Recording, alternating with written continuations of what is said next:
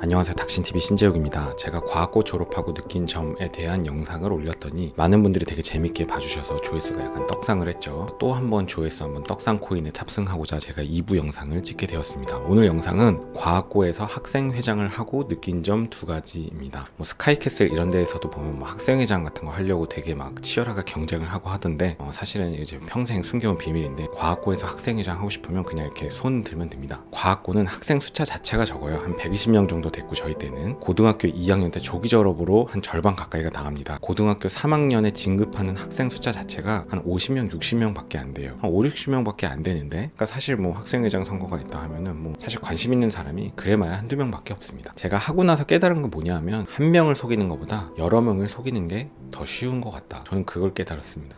인생 비밀인데, 이런 진짜 고급 정보를 이렇게 보따리를 하나씩 좀 풀게 되는데, 이제 당시에 출마했던 사람이 2명이었어요. 그 친구는 얼굴이 좀 잘생겼었어요. 내가 얼굴로는 그 친구랑 경쟁이 좀 안 된다고 생각을 했습니다. 근데 실제로 고등학교 3학년 학생은 한 50명밖에 안 되고, 2학년 학생들은 학생회장으로 출마한 고3 선배가 어떤 캐릭터인지 알기 때문에 이건 고정표고, 가장 유동표는 고1이거든요. 그러니까 정치로 치면 중도인 거죠, 중도. 그러니까 그 중도의 표를 잡아야 되는데, 고등학교 1학년 애들은 학교에 막 입학한 그때에 이 누군지도 모르는 사람들을 막 뽑아야 되는, 굉장히 투표 성향이 그냥 이미지화 되어 있습니다.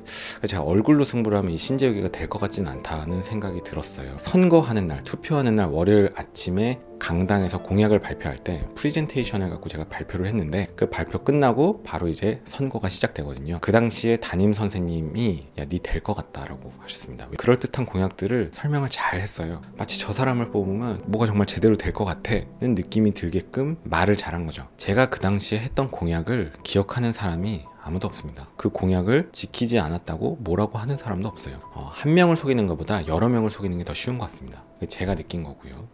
그 다음에 제가 얻은 2번째는 뭐냐면, 그 자리에 따라서 할 수 있는 말들이 있다. 그게 제가 느낀 겁니다. 뭐냐면, 저는 이제 제가 사실 진짜 순수한 의미로 저는 두발 자유가 꼭 필요하다고 생각했어요. 학생들한테 꼭 필요하다. 그리고 자습실 다닐 때 슬리퍼 신고 반바지 입는 게 꼭 필요하다 이렇게 생각했는데, 막상 학생회장이 되고 나니까 좀 반바지 입고 다니는 것도 좀 아닌 것 같고, 슬리퍼 신고 다니는 것도 좀 아닌 것 같고, 두발 자유화도 좀 아닌 것 같다는 생각이 들더라고요. 그 사람이 어떤 자리에 가냐에 따라서 생각이 조금씩 바뀝니다. 예를 들면 교육부 장관들도 그렇죠. 자기 자식은 외고에 보내놓고 자기가 장관이 되니까 특목고를 없애고, 그런 사람들이 이중인격이라서 그렇다기보다 또 그쪽 자리에 가면 또 그런 생각을 할 수 있고, 내가 당시에 그 당사자 입장에서는 또 그런 생각을 할 수 있는 거거든요. 그 자리에 따라서 생각이 바뀝니다. 반대로 우리는 그 자리에 있는 사람이 그 말을 할 수밖에 없다라는 거를 좀 이해를 하고, 그 말을 그대로 믿으면 좀 안 된다는 거죠. 이런 사례는 되게 많죠. IMF 터지기 직전까지만 해도 대통령이 우리나라 문제 없다 이런 얘기를 했었죠. 그러고서 IMF 터졌죠. 지금은 저도 이게 어떻게 돌아갈지 모르지만,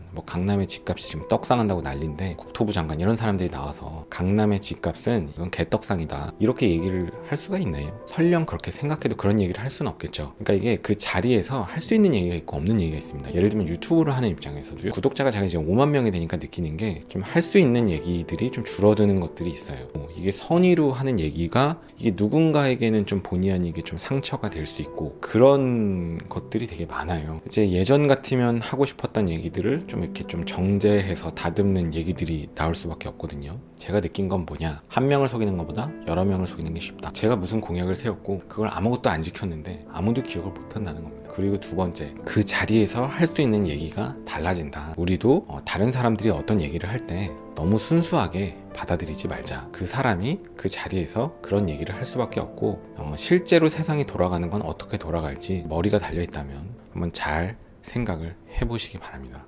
오늘은 여기까지 하겠습니다. 긴 영상 봐주셔서 감사합니다. 수고하셨습니다.